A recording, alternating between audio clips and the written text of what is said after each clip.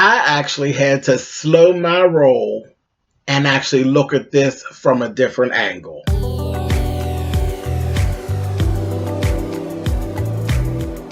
I'm like, come on through, Cookie. I'm going up on my soapbox. That's basically it. Let's talk about drag and all its forms.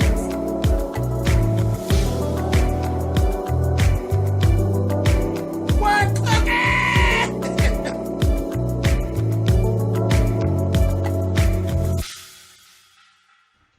Hey guys, thanks so much for clicking on the video. This is my review for Queen Sugar. This is season 2, episode 13. And I had to stop and take a look at this from a different angle altogether. And it was a lot of personal experiences that actually came into play with me with this episode. We're going to talk about it. Okay, so first things first. Ralph Angel took the job at the shrimp place. And we kind of figured he would after he talked, because everybody listens to Hollywood, because everybody loves Hollywood. So he took the job there. Aunt Vi, it's a wrap. She actually has lupus. So I was like, wow.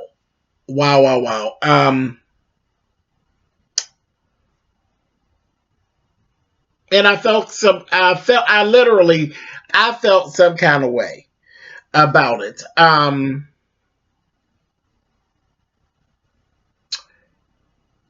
Yeah, I felt some kind of way about it. We've been working up to this whole thing with Aunt Vi, and I'm getting ready to go up onto this soapbox on this video. I'm going to say it left me feeling a kind of way because, one, I actually had a friend when I was in high school, and we are actually still friends to this day, and she actually suffers with lupus, okay? So I know the devastating effects of lupus and the plights of a person who lives with lupus firsthand. We were literally in high school, and she was actually going through this. I mean, the whole thing. We were young. She literally went through a pregnancy that her doctor thought that she should abort. Her doctors didn't want her to even have this baby, and she was told that she could die during childbirth. She did not care. She was going to have her baby. Okay, so let me tell you, her baby now is actually grown and has a baby. Okay, so she's strong. She's strong, but again, I was there. I seen this. I seen how it works. Lupus is devastating. It is devastating. It is just not a good thing to deal with. So when it comes to it, always leaves me feeling a kind of way. And most recently, somebody that you all know that I've had dealings with, that a lot of you actually know right here on YouTube, is Lady Nika. Lady Nika and I, we have a sordid past, and it is what it is. But I have to say that the first thing that I thought about when she was sitting there and she was doing the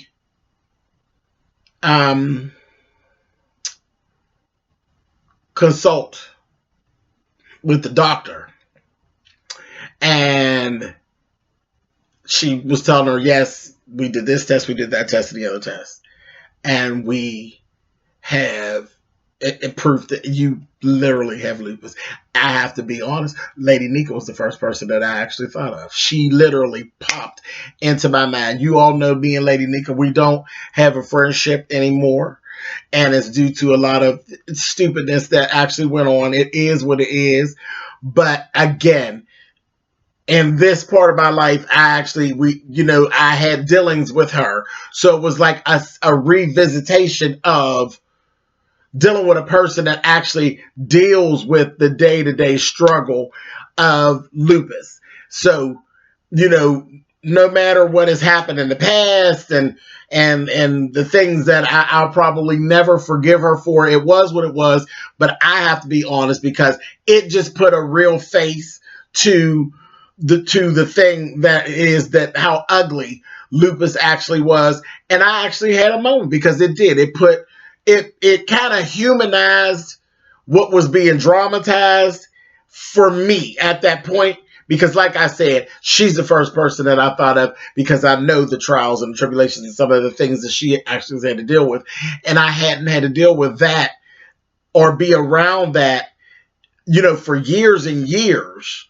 Me and my girlfriend from when I was younger, I've been around, but we weren't like hanging out. And then, once I was hanging out with Lady Nika, I was revisiting all that stuff again.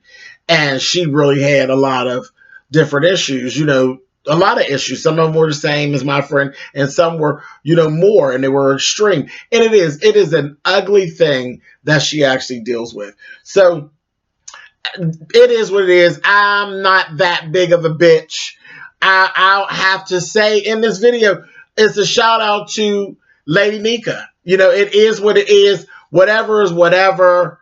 But I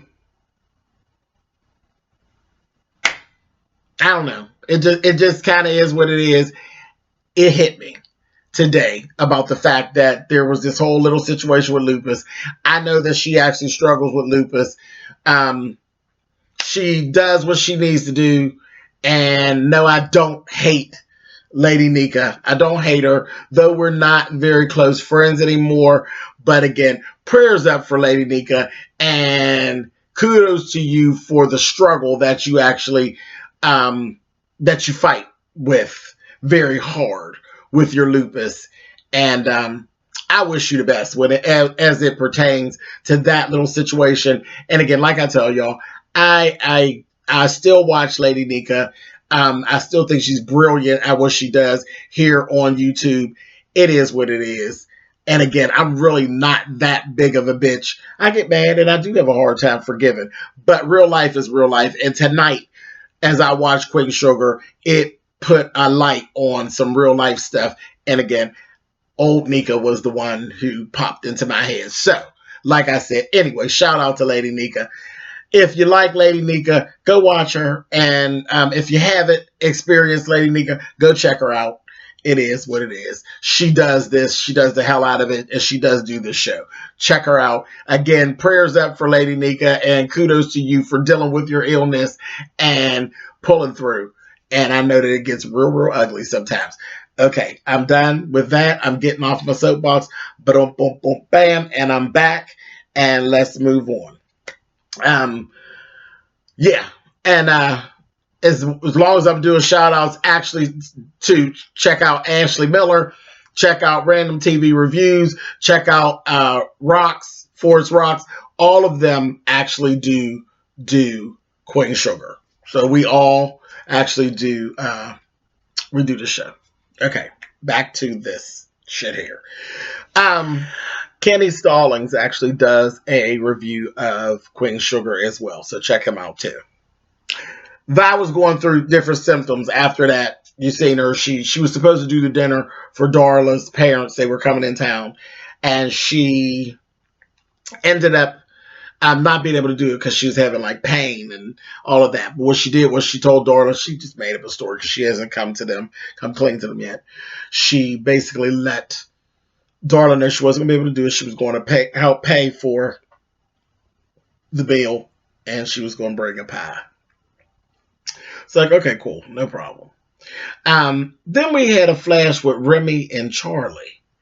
And it just occurred to me for the first time, Remy actually, it's Remy that's been holding them up from actually moving forward into the physical part of their relationship. It's Remy, it's not Charlie. Honey, Charlie's box is hot, baby, and she wants some of him in it, okay? And he's the one that's actually holding up things. So they actually had a little thing. Then he basically told her, maybe I'm going to come on by here and we're going to have some dinner, and then it's going to be some dessert. And she's like, well, what's dessert, honey? And he's giving I don't know. We will have to see, honey. And Charlie was giving, oh, honey, he's getting ready to tear this box up, honey. So whenever we actually see him pull up to her spot, she was up in her little lingerie looking real, real nice, honey. And to get in, baby, they pretty much got right down to the business, baby. And they, get to going. And he's telling her, it is what it is. And I play for forever. And I'm really wanting forever. And he said all these things, baby. And he was just getting ready to go down and munch her real good, honey. And she was looking real goofy. And he kind of slowed up. I said, oh. Right before he snapped her cat, honey, and gave, okay, what's wrong? And then she said, I just noticed that we never really talked about, we ain't talked enough. He's going on, then they had to talk. Do you really want to are you willing to get married again? Are you willing to have children? Because I want children. They literally have all this time they've gone by and they have not had these conversations. So it kind of slowed up. So her box didn't get munched nor banged. I said, damn, Charlie. So that was that. They pulled up and they're like, well, we're just going to take some time and we might not be together, but we'll just give her some time and just check it out. You know what I mean? I was like, damn, okay, all right, whatever. All right, girl, whatever. She didn't even get his pants off, honey. I said, oh, okay, whatever. So we had that go on. Nova was hanging out with her girlfriend and ran into Calvin, the white guy. And, child, there was like the electricity that you saw between them. It was crazy. Crazy, crazy, crazy. And they did all that. And then he came on by and met up with her, baby, and he basically poured his heart out to her and told her, I've always done what I, was supposed to do or what people thought I should do. I got married because people thought I should. I got on the police force because my people expected me to do it. I did this because of my father. I did that. He just never did what he wanted to do. The only thing he's ever done that he wanted to do was laying up with her. And he's ready to do that from here on out. And I was just looking because I'm still missing Robert Dubois. I want Mr. Dubois to come on back, honey. Because I don't give a damn what Nova say, honey. That's the person for you, bitch. You better go call Robert Dubois, honey. But anyway, so I thought she's going to fall for it. Baby, I'm looking and Miss Nova gave. Not at all. And she said one line that just messed me up. She told him, he told her, when I'm with you, it's when I feel free. She told him, for you, I'm freedom. But for me, you're prison. I said, oh, girl. But it made all the sense in the world. And she told him, there's a part of me that you're never going to understand it. Basically, you're never going to respect it. And how can I actually be who it is I'm saying that I'm being and coming home to, I'm saying I'm so in love with my people. I'm so down with the plight of my people. Yet, I'm coming home to a white man that just happens to be a cop. The cops is killing my people. And then when it really comes down to it, whenever I'm even discussing, we don't really even discuss what my real deal is and what I really feel about different things. We just don't discuss it at all. And no, baby, I'm not going to do that. I'm not about to backpedal and pussy pop on a permanent. I'm not going to do that. And baby, she opened the door and dismissed him, honey. I said, okay. And you could tell it was very hard, because I think she really likes him. She really likes him, but she knows what's right for her life. She's putting things in order for real. And I think the whole situation with Charlie's mother and Aunt Vi and then the breakup, all of that is really built into this. And I think it's going to be okay once Nova get everything straight. Once she get everything straight, she'll figure out what part of the fence is she going to play on. And I don't believe it's not going to be with the white man. It's not going to be with a lesbian. And I hope it's with Robert Dubois, but We're going to see. But I don't think it's not going to be girls and it's not going to be the white man that's a cop. That is just not going to be either one of those things. Even if she stayed by herself, it ain't going to be that. So that was interesting. Let's talk about Darla and her parents. Baby, her parents show up. And her mother, well, I have to say for the door, Michael Michelle played the shit out of Darla's mother. Played the shit out of it. This is when it got, well, it got personal for me earlier. Here's another. I'm going to go back up on the soapbox. Okay, so they come in. The mother was very open to, okay, this is my baby. Oh my God, this is my grandbaby, and he's precious. Because that little blue child, everybody loves that little blue. And the daddy is just, I think, just in general, he is just hurt by everything that actually happened to his only daughter.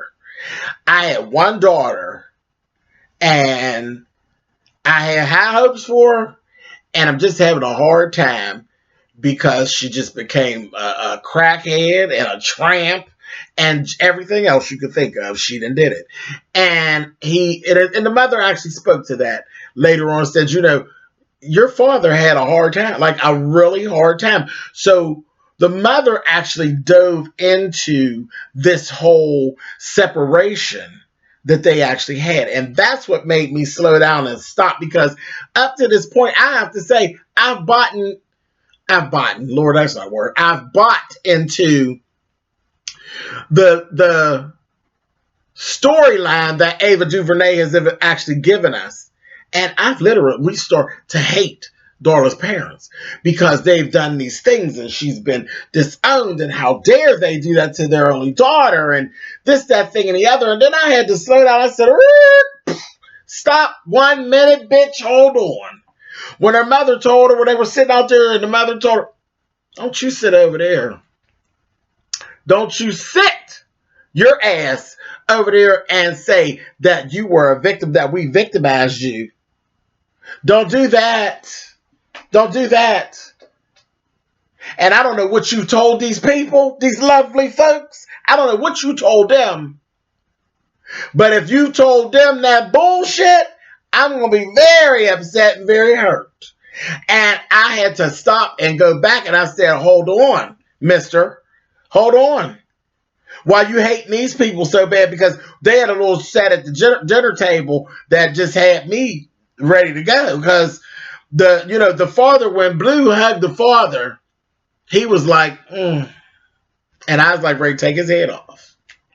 Ready to take his head off. And when he's at the table, he knows who Charlie is, and he knows her accomplishments. He knows definitely who Nova is, and he told her, you need to be on TV. You and Robert Dubois made a perfect set on TV, and you need to be there. I said, listen, girl, pay attention. But he complimented them to the high, told them how proud he was of them, these strangers. And Charlie threw it in there. She said, I could not have done what I've done with this meal without Darla. Darla is my right hand. Darla really helps me to make this all possible. And that bastard said, I'm sure that Darla can learn a lot from the both of you. And Ralph Angel jumped in and said, Darla can teach as well. And all that. And the father said, okay. So I was ready to take his head off. But then when they had the little conversation with the mother, and the mother got to talking about, the nights that we laid up there, and you call us, our only daughter, calling us, crying.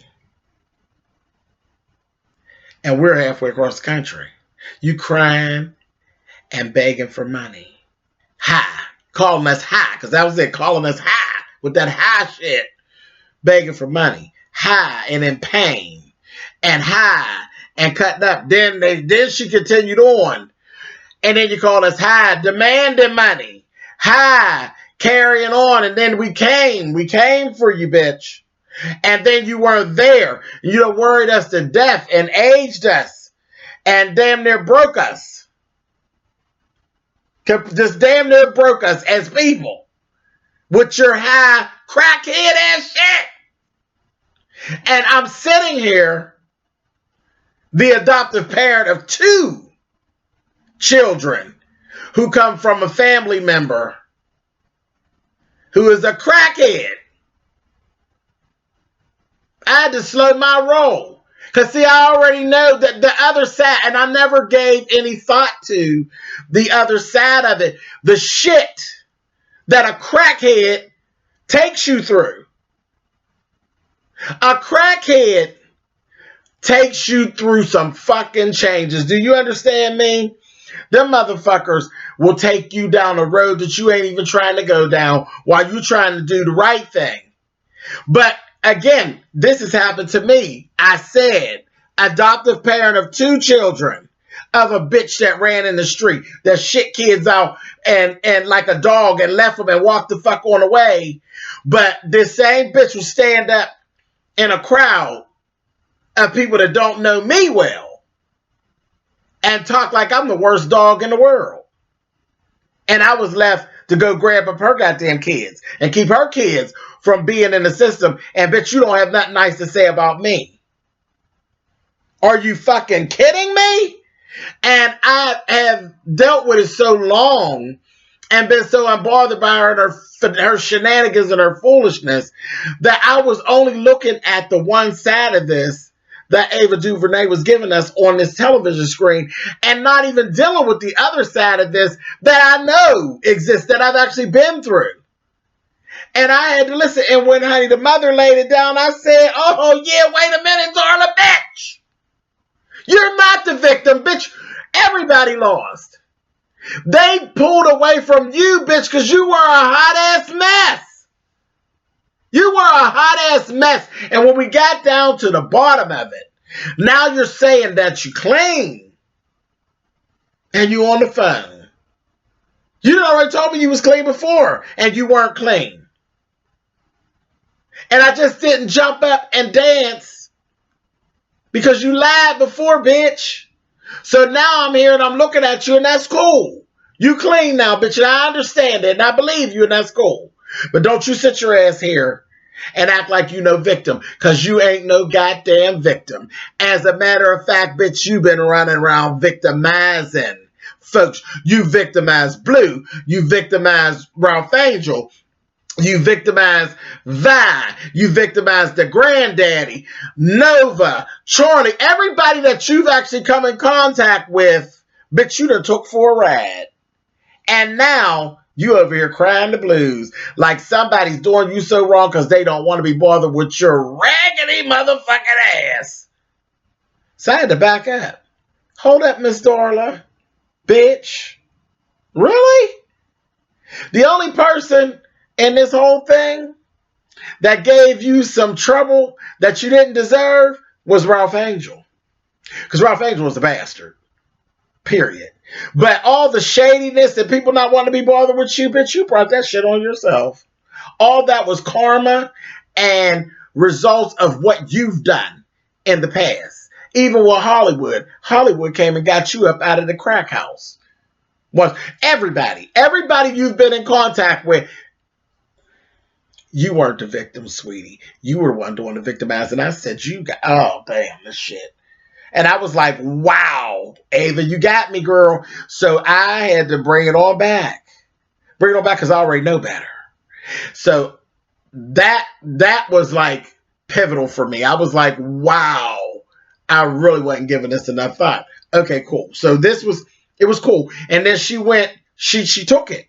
That bitch took it like a trooper and told her mother, you know what, that's how I felt. And let me start over and tell you I am sorry. And her mother told her, I forgive you. I forgive you, I love you, and I believe you that you're clean. So I was like, okay, so that was really, I was touched with that. I was like, I'm cool. So I can get down off my soapbox now. Boom, boom, boom, bam, bam. Back off my soapbox, I'm back. So then she goes to talk to her dad. Daddy a little bit harder. He got that James Colwell hard. That motherfucker's mean. And he was like, all right, bitch, you apologize and all that shit. But slow down. You take your ass. You being truthful with everybody? Go be truthful to that little dark skin, that real pretty boy that you playing around with. Go be truthful to Ralph Angel. And I knew right then, I said, oh, Darla, you dirty fucking bitch. I knew right away what it was. I knew right away what it was. And sure enough, when we came back from the commercial break, did she not take her raggedy ass over there and tell him that blue may not be his, and broke him, honey. Broke him. I said, oh. I was like, wow. Wow. That shit was just too much. Too much. So this is where we were. And they broke out there. They left it at the, and it was a perfect place to leave it. And actually, you know what the thing is? Ava probably wasn't thinking, unless she got something else up her sleeve. That bitch could have left this. That could have been really the cliffhanger for the season. But it's not. So I'm sure she got some more stuff up her sleeve. But that's where they actually left off with this episode. Too deep. This was an excellent episode. It took me on an emotional roller coaster. It really did. And I know I've talked long. It's like over 25 minutes. But it is what it is. And I had things that I needed to say. Because it did. It took me on a roller coaster of emotions. So it is what it is. I ain't editing nothing out. It is what it is. Thank you guys for watching. I'll catch you guys next Wednesday because we're going to roll on. There's some more shit. We're going to roll on next week. All right, y'all. Later.